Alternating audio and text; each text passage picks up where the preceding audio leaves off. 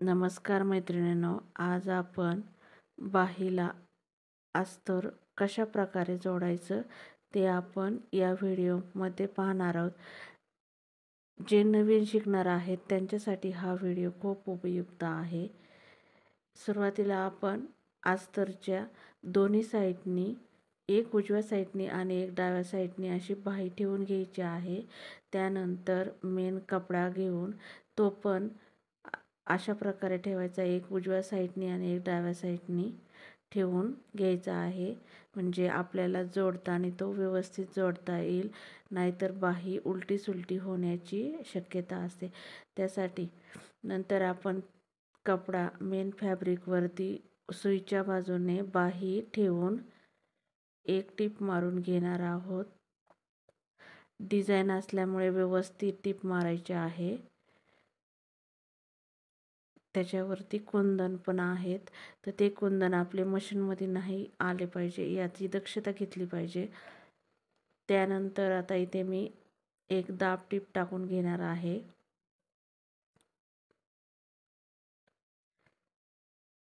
व्यवस्थित एक दाब टीप टाकून घ्यायची आहे. त्यानंतर बाही आतल्या बाजूने, अस्तर आतल्या बाजूने घेऊन आपण आता एक साईडनी टीप मारून घेणार आहोत. म्हणजे आपले अस्तर आणि मेन फॅब्रिक हे व्यवस्थित स्टिच होईल.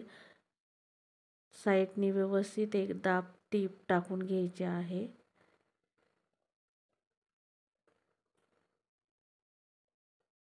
एक्स्ट्राचे कापड इथे आपण कट करून घेणार आहोत. म्हणजे आपली ब्लाऊजची फिनिशिंग व्यवस्थित येते.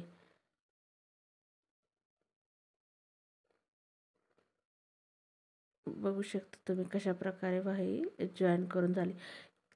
याच पद्धतीने आपण दुसरी बाही पण इथे जोडून घेणार आहोत.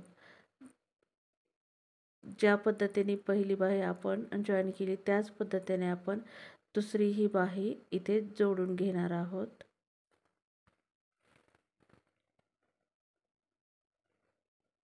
व्यवस्थित वर्कचे जर ब्लाऊज असतील तर आपली सुई तुटण्याची शक्यता असते. त्यासाठी आपण व्यवस्थित दम्मानी टीप मारून घ्यायची आहे.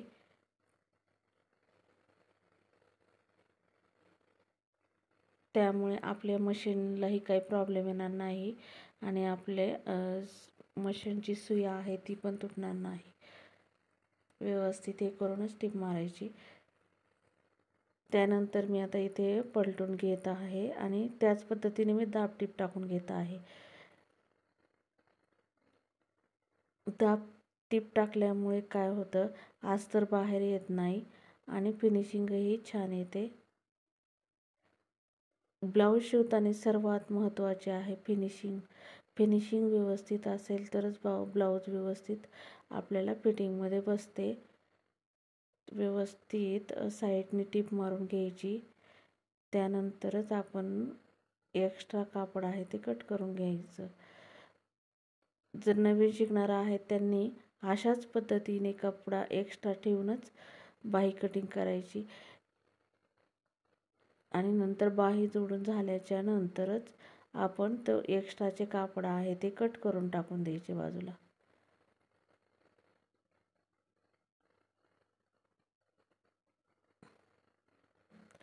बघू शकता तुम्ही किती छान अशी बाही जॉईन झालेली आहे आणि फिनिशिंगही खूप छान येते.